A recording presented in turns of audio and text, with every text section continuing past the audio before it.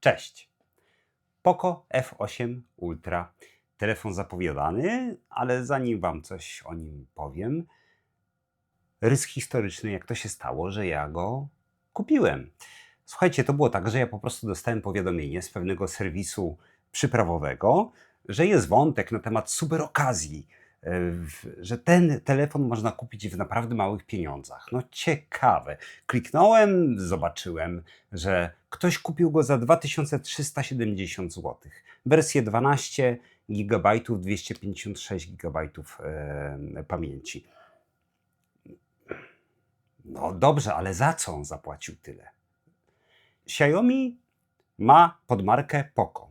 I to podmarka standardowo kierowana była do graczy, którzy nie chcieli zbyt dużo wydawać pieniędzy na telefony. Więc te telefony miały okrojone aparaty fotograficzne. Miały bardzo dobre podzespoły i tak jest tutaj, że jest bardzo dobry procesor, najnowszy procesor od Snapdragona 8 generacji 5. 8 Elite generacji 5, natomiast pamięć też jest super wydajna, bo to jest UFS 4,1. Więc i świetny ekran, no wszystko tutaj jest topowe, a aparaty też niby flagowe. Wielkość sensora głównego flagowa absolutnie. Teleobiektyw też taki standard flagowy, tak jak flagowy, słuchajcie, taki jak mamy w Pixelu czy iPhone'ie, nie oczywiście jak Vivo X300 Pro, który dopiero co recenzowałem. No ale myślę, te pieniądze, no tak małe pieniądze, no grzechem byłoby nie zobaczyć i nie sprawdzić tego telefonu, co on tak naprawdę oferuje. Więc go kupiłem. Przechodzimy do telefonu. Najpierw jego budowa. No więc tak wygląda telefon. To jest wersja denim, czyli tutaj mamy ten pseudo jeans, który jest silikonowy, ale jest taka lekka fakturka, jakby to był faktycznie jeans. Napis Poco, ramka aluminiowa, głośnik tutaj, tutaj i tutaj. Ten głośniczek, napis sygnowany marką Bose, to nie jest atrapa. To jest faktycznie rzecz, która ma rolę funkcjonalną, czyli po prostu jest to głośnik, stąd także wydobywa się dźwięk. Natomiast nie wiem, czy akurat tu jest ten bas, czy on jest generalnie rozłożony pomiędzy te wszystkie trzy głośniczki. Ekran jest bardzo duży. No, telefon jest, słuchajcie, tej samej szerokości. No to są milimetrowe, to jest chyba 0,2 mm różnicy, 0,2 mm. Ten telefon jest szerszy od Galaxy S25 Ultra. Więc to nie jest żadna różnica. Ekran jest bardzo duży. Telefon, jak się trzyma w dłoni, nie jest super wygodny. No to nie jest Motorola Edge 60, która jest taka szczupła, ale jakoś nie wiem, czy ja się przyzwyczaiłem. Przestało mi to tak bardzo doskwierać. Być może jednak te ramki są oszlifowane, tak tutaj zaokrąglone, przez co jest wygodniej. Dostajemy wraz z telefonem etui. Ono jest cieniutkie. Tu sobie nakleiłem adapter taki, żeby móc skorzystać z MagSafe'a, głównie w samochodzie. No cóż, etui się nakłada. Jeśli chodzi o pracę przycisków, jest bardzo dobra, bo jest miękkie to etui. Jeśli chodzi o ochronę ekranu, zaraz postaram się Wam pokazać na zbliżeniu. O, dobrze. Tu szczególnie na rogach widać, że ten rancik jest wystający. O, prawda? Tutaj też troszeczkę. I bok. Bok jakby mniej. No ale w jakimś tam stopniu chroni to etui ekran. A tak wygląda ochrona aparatów. No widać wyraźnie, że ten rand, prawda, wystaje ponad krawędź szkła. No już jest wyświechtane naprawdę po 3 tygodniach użytkowania, więc to etui będzie nam się szybko dosyć zużywać. No i oczywiście mamy ten głośniczek Sound by Bose. Ok. Odblokowanie jest niesamowicie szybkie. To jest błysk. Twarzą, obracam twarz teraz bokiem, patrzę, odblokowane. No bardzo szybko to wszystko działa. W ogóle ten telefon błyskawicznie działa. Bardzo mi się podoba. Wiecie, ja na przykład, jeśli chodzi o wyszukiwanie aplikacji, ja nie działam w ten sposób, że sobie wyciągam je na tapetę, tylko po prostu robię swipe do góry i szukam, tak? Widzicie, jak to działa, tak? Czyli to jest błysk. No jeśli wyszukuję aplikację, a właśnie, wyszukuję aplikację, tak, i zaczynam wpisywać, to one po prostu po kolei znikają. I tak w locie każda kolejna litera zawęża po prostu ilość tych ikon i to jest błyskawiczne. To się dzieje od razu. To jest fajne. Na to zwróciłem niedawno uwagę. Tak to miałem po prostu takie przyjemne wrażenie tego, że to szybciutko działa. Cały system, no to jest jakiś tam standard. Do tego można się absolutnie przyzwyczaić, to sobie ułożyć. Bateria. No słuchajcie, ta bateria tutaj ma 6500 mAh. No to jest ciężki telefon, to jest 218 gramów, czyli tyle co Galaxy S25, ale nie czuć tego jakoś bardzo. 6500 mAh to naprawdę to jest bateria, którą nie sposób jest w ciągu jednego dnia wykończyć. I cóż, tu jeszcze mamy z rzeczy istotnych. Głośnik oczywiście jest głośny, ale to będziemy jeszcze testować. Jest bardzo dobrą cechą tego telefonu. Ekran jest jasny, on jest wystarczająco jasny, bardzo fajnie się przyciemnia. Nie miałem z nim żadnych większych problemów. Czy ja ustawiałem jasność tego ekranu? Zdarzyło mi się, że jak byłem w ciemnym pokoju, usypiałem dziecko, to on mi się aż za bardzo przyciemnił. Wtedy go leciutko tam podkręciłem.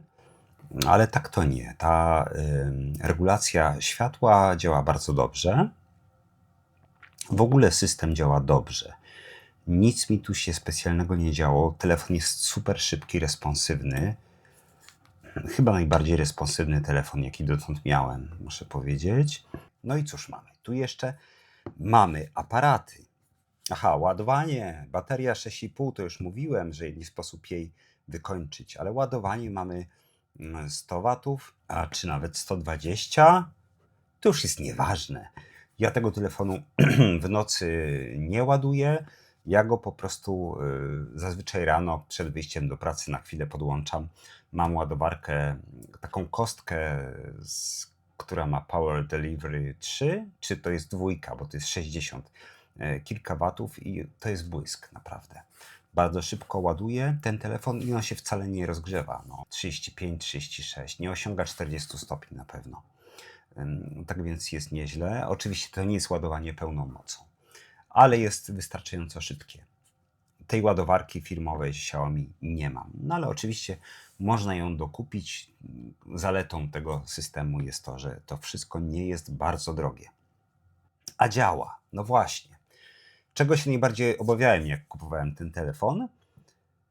Obawiałem się po pierwsze, że system będzie pełen błędów i reklam. Nie ma żadnych reklam, nie ma błędów większych, a te, co były na początku, to znikły po prostu.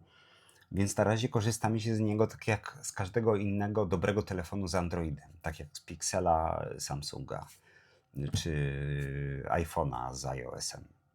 Bo na każdym z tych telefonów zdarzały się błędy, szczególnie po aktualizacji. A tutaj właśnie Origin OS 3 wszedł, więc on jest po dużej aktualizacji.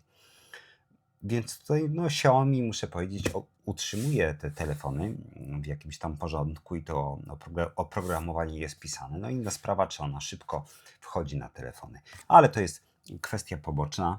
Słuchajcie, aparaty. Bałem się, że te aparaty to tak naprawdę będą tylko takie na papierze, tak? Że one nie będą wcale robić, że ten główny aparat nie będzie robił takich zdjęć jak aparat z rozmiarem sensora 1 dzielone na 1,31. Jak było? No to sami zobaczycie, ale od razu powiem, było bardzo dobrze. Zapraszam do obejrzenia zdjęć. Pierwsze zdjęcie, świeżutko zrobione. Pierwszy raz od 1,5 tygodnia mamy słońce. Po prawej piksel 10. Przypatrzmy się szczegółom. Teraz inny element kadru. Poco ma więcej detali, bardziej gładki obraz, ale jednocześnie szumy kolorystyczne na barierce. Pixel 10 ma w ogóle więcej szumów. Teraz po prawej iPhone 17 Pro. Poco wydaje się niemalże bardziej szczegółowe. Zobaczmy na inny element kadru. Xiaomi ma więcej szczegółów, ale także bardziej jaskrawe kolory. Teraz porównajmy. Zdjęcie z Galaxy S25 Ultra, jak zwykle po prawej. Dobrze, zmieńmy kadr, popatrzmy sobie może tutaj. Xiaomi w wersji Poco wydobywa naprawdę bardzo dużo szczegółów. Przyrównajmy go więc do Pixela 10 Pro XL. W Poco mamy troszeczkę być może bardziej czytelny napis, ale więcej artefaktów na tyle znaku drogowego. Zanim główny aparat fotograficzny Poco F8 Ultra zostanie starty w proch i w pył przez Vivo X100 Ultra, porównajmy kolejne zdjęcie z tego aparatu do zdjęć z telefonów ze średniej półki. Samsung Galaxy A56 po prawej. Przybliżmy. Łatwe zwycięstwo Poco. Teraz po prawej mój ulubiony średniak Motorola Edge 60 Pro. W miarę wyrównany pojedynek, przybliżę jeszcze bardziej. Motorola wybieliła rejestrację, ale tak naprawdę to jest remis. To jeszcze jedno starcie z Pixel 10 Pro XL po prawej oczywiście. Może trochę oddalę. Pixel ma tyle samo detali, ale jest mniej kontrastowy. To, co mi przeszkadzało, że ma płaskie zdjęcia. Ale to jest oczywiście moje subiektywne odczucie. Jakościowo tutaj mamy remis. To teraz będzie obiektywne odczucie, że Vivo X100 Ultra rozwali Poco F8 Ultra. Mam wrażenie, że tutaj mamy także remis. To teraz, żeby być 100% pewnym wyników, przejdźmy do kuchni, a potem już zajmiemy się portretowymi zdjęciami. Mamy Poco F8 Ultra i Vivo X100 Ultra. Nie powiem Wam, które zdjęcie jest które. Sam już teraz rozpoznaję i zobaczymy, czy zgadniecie. Tradycyjny najazd na płyn do mycia Ludwik. W kuchni nie ma remisu, wyraźnie lepszy obraz po lewej. Lecę do przypraw. Może tutaj remis po lewej, obraz jest czystszy, ale po prawej jakby trochę bardziej szczegółowy, szczególnie na tej drewnianej podstawce. Które zdjęcie Wam się bardziej podoba? Może remis? Dobrze, po lewej Poco F8 Ultra, po prawej Vivo X100 Ultra. To jest niesamowite. Teraz fotografia portretowa, ale najpierw głównym obiektywem, więc oglądacie się mojej facjaty, za co z góry przepraszam. Aparat główny, tryb portretowy, zbliżenie dwukrotne. Motorola Edge 60 Pro po prawej. Sądzę, że pobita. To teraz może podobnej wielkości sensor w Galaxy S25 Ultra. Nie jest lepszy od Motorola, a to znaczy, że jest gorszy od Poco. iPhone 17 Pro jest bardzo blisko. Zobaczmy drugą stronę twarzy. Zdjęcie z iPhone'a jest bardziej wyostrzane, ale może się w nim bardziej podobać HDR. Pixel 10 Pro XL. Też nie jest lepiej. Dobrze, Chińczyka trzeba Chińczykiem. Vivo X100 Ultra czy X300 Pro? Zrobiłem tak. Wstałem, przygotowałem stanowisko. Sztuczne światło, ale nieważne. Vivo X100 Ultra i Poco F8 Ultra. Zrobiłem zdjęcia, wrzuciłem je za pomocą Quick Dropa na Maca. I teraz je zaraz, już montując, od razu porównam z Wami i zobaczymy, jaki będzie wynik. Nie wiem, które jest które. Wrzuciłem je po prostu tak na szybko. Wydaje mi się, że po lewej może być Poco, bo ma gorszy HDR, ale nie wiem. Zbliżamy szczegóły. Może to nie jest gorszy HDR, to jest inny odcień. Natomiast te dwa zdjęcia są tak samo szczegółowe, równie dobre. Oceniając zdjęcia portretowe wykonane głównym obiektywem przy dwukrotnym zbliżeniu, Vivo X100 Ultra jak dotąd biło wszystkie inne telefony. to jest pierwszy, który robi tak samo szczegółowe i tak samo ostre zdjęcie jak Vivo. Jeszcze nie wiem, które jest które, oczywiście, zaraz to się okaże. Moja intuicja okazała się słuszna. Prawe to Vivo X100 Ultra, lewe Poco F8 Ultra. Ok, czyli reasumując, doświadczenia z głównego obiektywu w ciągu dnia. Bardzo dobre, bardzo szczegółowe zdjęcia. Poziom absolutnie ten sam, co w Pixel 10 Pro XL, Galaxy S25 Ultra. Zbliżony do tego, co mamy w Vivo X100 Ultra. No generalnie te wszystkie flagowce, one robią wyrównane zdjęcia w dobrych warunkach oświetleniowych. Bardzo fajny postprocessing, że daje więcej szczegółów często na przykład niż Pixel 10 Pro XL, jeśli chodzi o napisy, tak? Ale tak naprawdę to jest wyrównany pojedynek. Więc mamy tu w pełni flagowy aparat główny. W ciągu dnia oczywiście. Jeśli chodzi o portrety, no to tu jest lepiej. To jest ten poziom, że naprawdę on konkuruje jakby tylko z Vivo X100 Ultra w tym momencie. Bo wydaje mi się, że jest mniej wyostrzany niż iPhone 17 Pro. Więc to jest coś niesamowitego. Bardzo dobre zdjęcia portretowe, świetne odcięcie tła. Ja byłem w szoku, jak zobaczyłem te zdjęcia. Jakie tam znalazłem słabe strony? Pierwszą słabą stroną będzie niekiedy nazbyt jasna ekspozycja, ale to możemy łatwo zmienić. Po prostu przed zrobieniem zdjęcia obniżamy ją i to ustawienie będzie trwało, dopóki go nie zmienimy. Druga wada, właściwie której tutaj niespecjalnie było widać, to jest pewne przesunięcie kolorystyczne. W trybie portretowym on ma tendencję, żeby robić twarz bielszą niż ona jest w rzeczywistości. I nie jest to posunięte do tego stopnia, że te zdjęcia są nie do użycia i odrzucają, ale jak je zestawiamy, szczególnie z iPhone'em 17 Pro, który tak naprawdę wydaje się, że jest przerzucony, no to Poco jest po tej drugiej stronie barykady, tak? Tak samo odsunięte od środka, a tym środkiem, no to nie wiem, to może byłby Pixel 10 Pro. To jest druga wada tego aparatu głównego i tak naprawdę nie znajduje innych. No to nic, to przechodzimy w takim razie do teleobiektywu i tyle. Przechodzimy do teleobiektywu. Czysto optyczne, pięciokrotne, czyli ekwiwalent 115 mm zbliżenie z teleobiektywu. Przybliżmy sobie jeszcze szczegóły i porównajmy do innych aparatów. Pierwsze zdjęcie po prawej z Galaxy S25 Ultra. Podobnie, zbliżę jeszcze trochę. Jest dosyć blisko, ale jednak z delikatną przewagą Poco.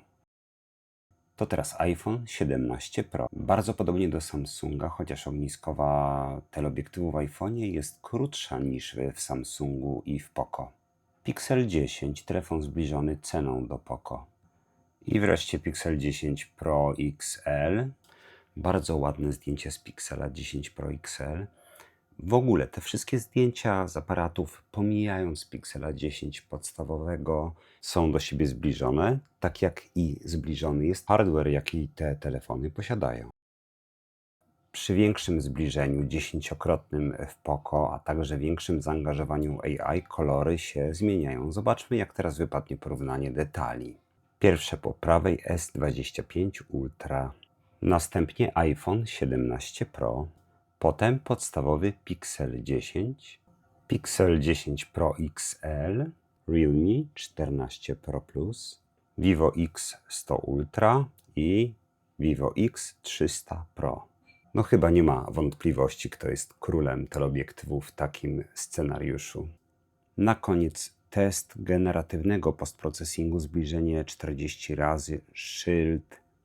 Po prawej Vivo X100 Ultra, następnie Pixel 10 Pro XL, Galaxy S25 Ultra, iPhone 17 Pro i Motorola Edge 60 Pro.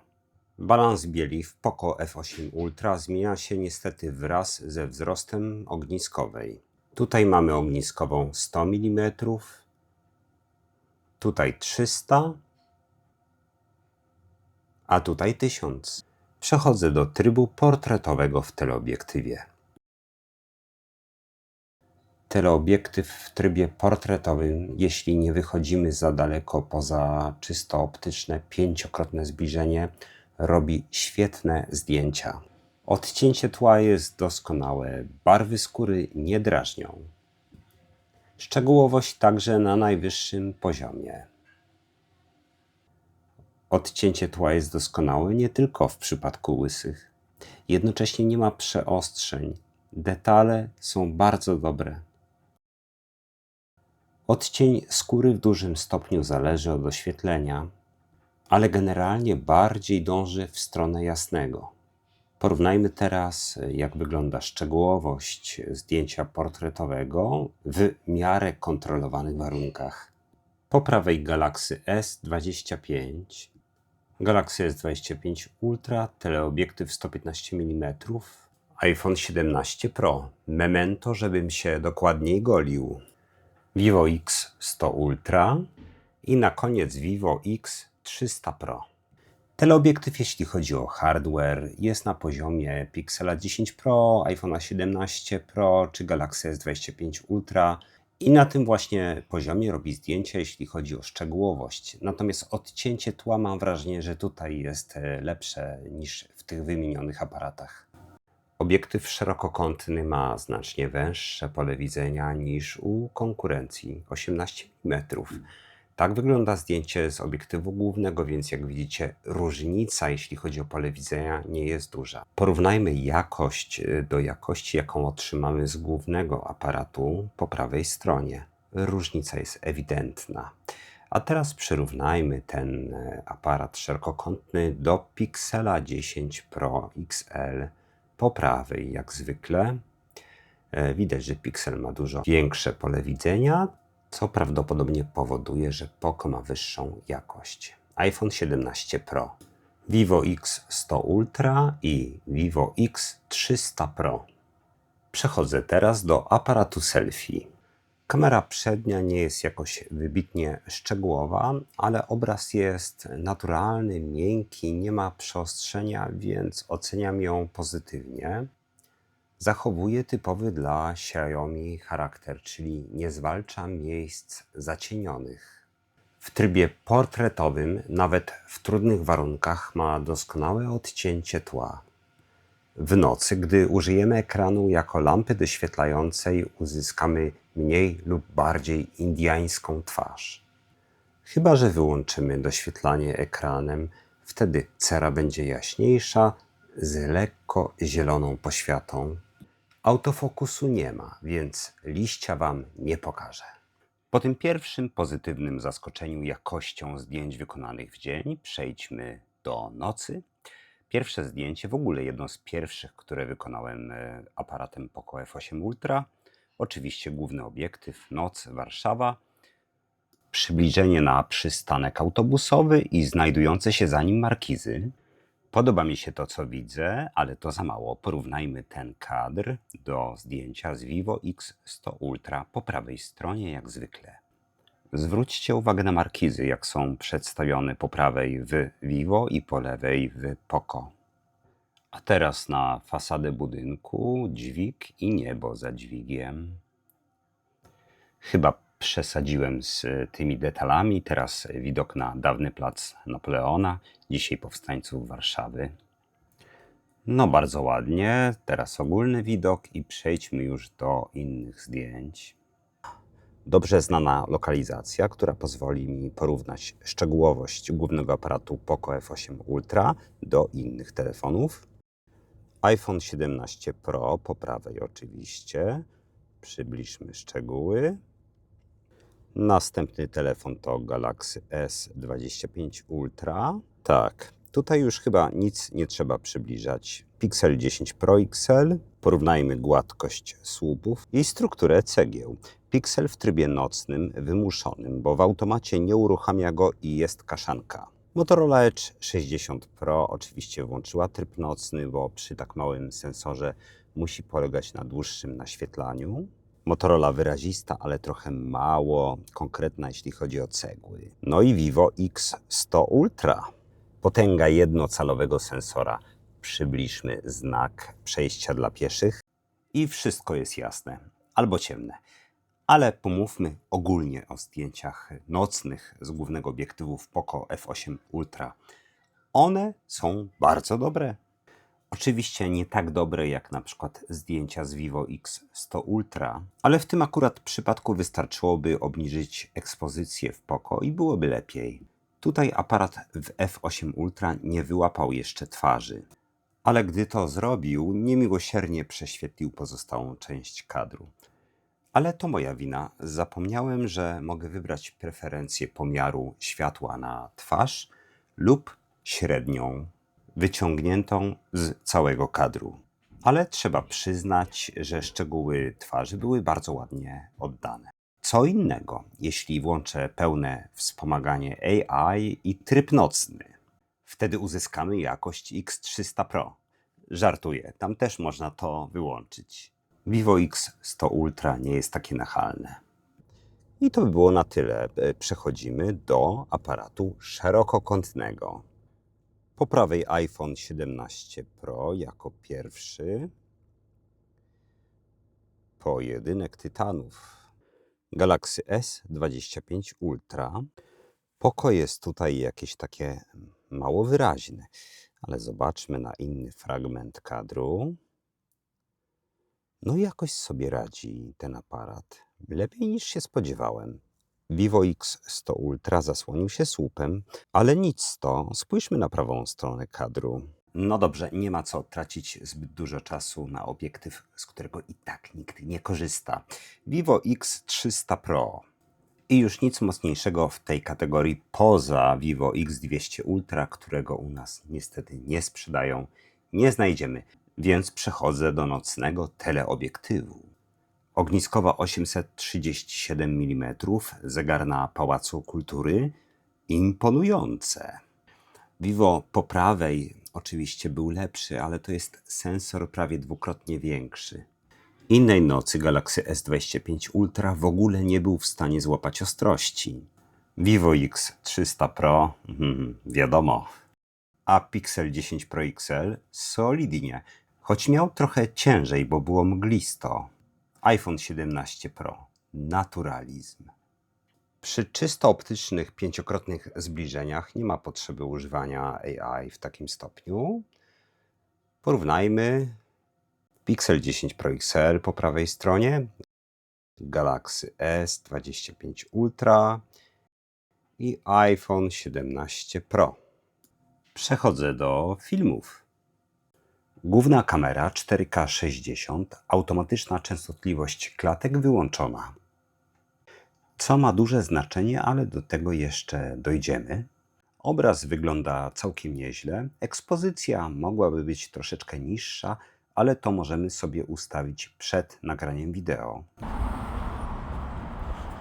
Tak to wygląda. Jak dojdziemy do skrzyżowania, to zrobię zwyczajowy panik. Wideo wygląda dobrze, jest w miarę płynne. Ma swoje specyficzne zabarwienie, ale to nie przeszkadza. Może się przebiegnę nawet. Ciekawe, jak ta stabilizacja będzie wyglądała. Taka jak X300 Pro czy jak X100 Ultra. Mogę zgadywać, że bardziej jak X100 Ultra. No raczej tak. Jest podatna na błędy związane ze stabilizacją. Tutaj to widać dopiero kiedy się biegnie, ale w innym przypadku. Europejski dzień. Zwróćcie zwłaszcza uwagę na korony drzew po lewej. Tak sobie zrobię taki panik. To drżenie to pochodna agresywnej stabilizacji. 14.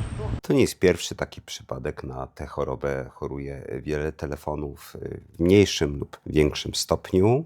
Ja na to jestem, jak wiecie, dosyć mocno uczulony, dlatego lubię podejście OnePlusa, czy ostatnio właśnie Vivo X300 Pro, gdzie nie stabilizuje się tak bardzo. W przypadku Poco szukałem takich ustawień nagrywania wideo, żeby do takiej sytuacji nie dopuścić. I wydaje mi się, że znalazłem jakieś rozwiązanie. Moja teoria jest taka, że najlepsza jest sytuacja, kiedy mamy dużą ilość klatek na sekundę, 60 na przykład, bo wtedy ta stabilizacja ma najwięcej materiału, żeby pozbyć się takich artefaktów. Dlatego ustawiamy 60 klatek na sekundę i nie pozwalamy, by telefon mógł sobie tę wartość obniżyć. 4K 60, ujęcie statyczne, szeroki obiektyw, główny obiektyw.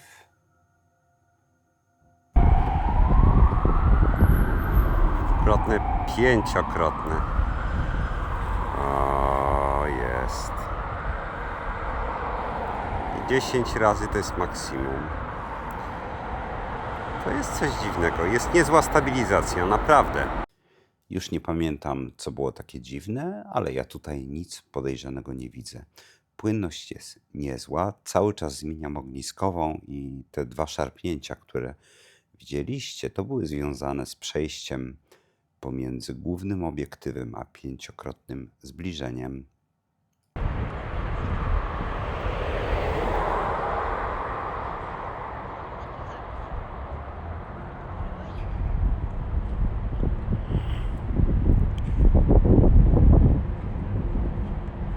No nie wiem, czemu 20 razy nie ma, zaraz do tego dojdę. Nie dojdę, bo tutaj maksymalne zbliżenie w czasie kręcenia wideo to jest 10 razy. Natomiast nie dojdę mamy za kamerą, bo się uwziął, że będzie pięknie i płynnie cały czas zmieniał ogniskową, co spowodowało, że telefon latał mu w rękach. A z 5 do 0,7 teraz.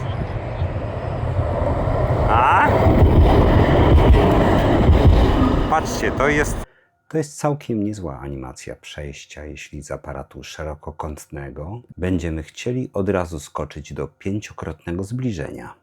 Chyba nie mam. No bardzo mi się to podoba. Ok. Przechodzimy do kamery selfie. 4K 30. Sytuacja jest taka, że mam włączone wytłumianie hałasu tła. Xiaomi nazwało tę funkcję inteligentną redukcją szumów. Powinno być głośno. Tyle, że jest sobota i Warszawa, więc tych samochodów jest mało. Głos wydaje się jednak lekko zniekształcony. 30 klatek na sekundę to jest maksimum, jakie można ustawić w kamerze przedniej. No to jest okazja, której nie można zmarnować. Ta okazja to przejeżdżający tramwaj. Jedzie, a ja mówię, idę do przodu, przebieram nogami na zmianę. No cóż, to mało wyszukane treści. Jakość dźwięku jest taka sobie. Głos jest dosyć ostry, a hałas tła wcale nie jest dobrze usuwany. Wyciszania hałasów tła. Zobaczmy, jak będzie brzmiał głos bez tej funkcji. To się nazywa inteligentna redukcja szumu, więc może to jest w ogóle coś innego jeszcze. Może chodzi tylko o szum wiatru. Już nieważne, jak to się nazywa i o co chodzi, jak słychać, najlepiej to po prostu wyłączyć. Jedzie coś czy nie jedzie? Ludzie, co za miasto, nie ma samochodów. Aparat główny 4K 60, automatyczna częstotliwość klatek wyłączona.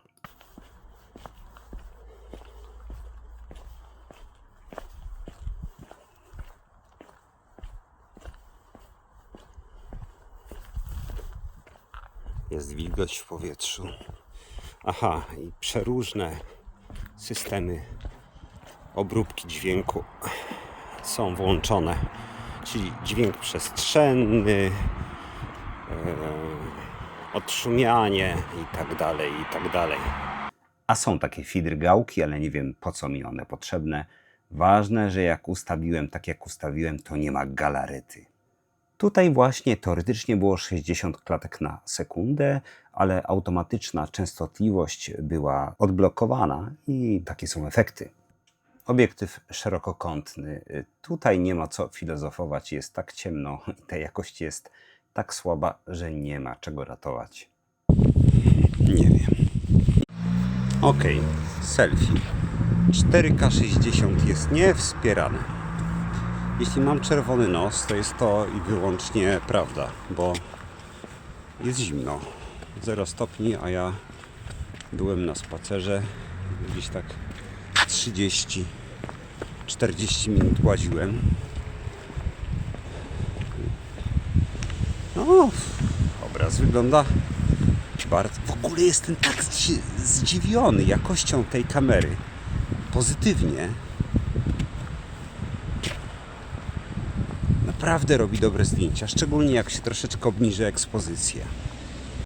To wideo było nagrane tuż po tym, jak doszedł do mnie telefon. No, sami widzicie, w jakim byłem nastroju. Podsumowanie.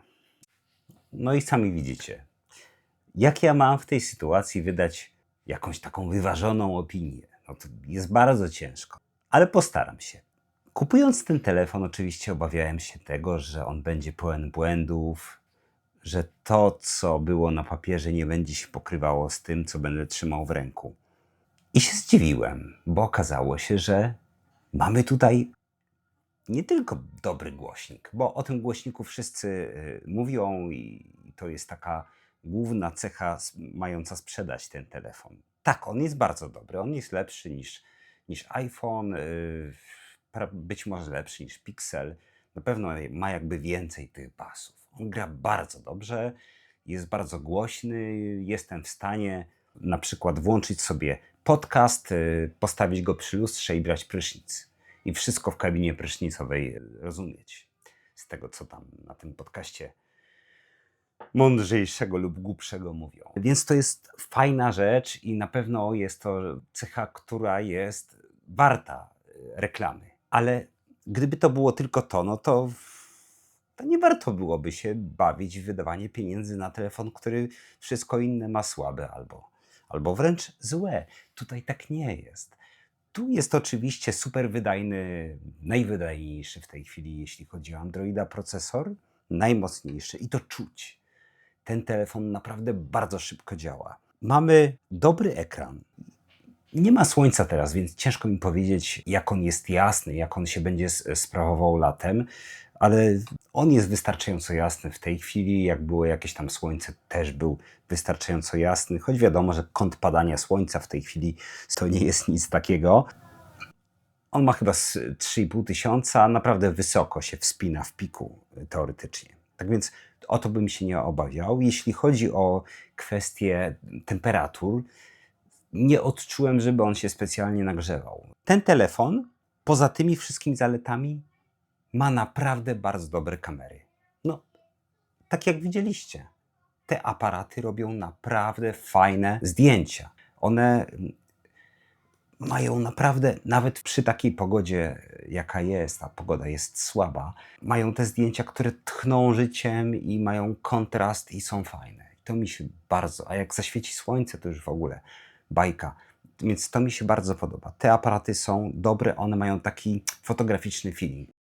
Tutaj ten postprocessing jest troszeczkę inaczej ustawiony, także jeśli chodzi o zachowanie tego kontrastu właśnie, który powinien być w fotografii zachowany, bo inaczej nie fotografujemy tego, co widzimy, tylko jakąś inną rzeczywistość. Tak więc to jest telefon, który ma po prostu niesamowity stosunek tego, co oferuje, do ceny.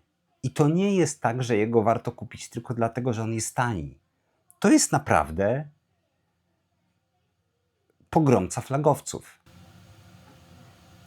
I dlatego, bo wiecie, ja na początku myślałem, że ja ten telefon odeślę, bo on się okaże słaby. Ale dlatego postanowiłem, że on ze mną zostanie. I będzie gromił flagowce.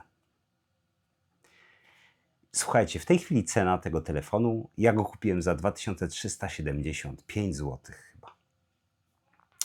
On kosztuje 2699, to jest wersja 12 GB RAMu i 256 GB pamięci. Jeśli nie kupowaliście w Mi Store, czyli w sklepie Xiaomi online, to dostajecie jeszcze kupon chyba 200.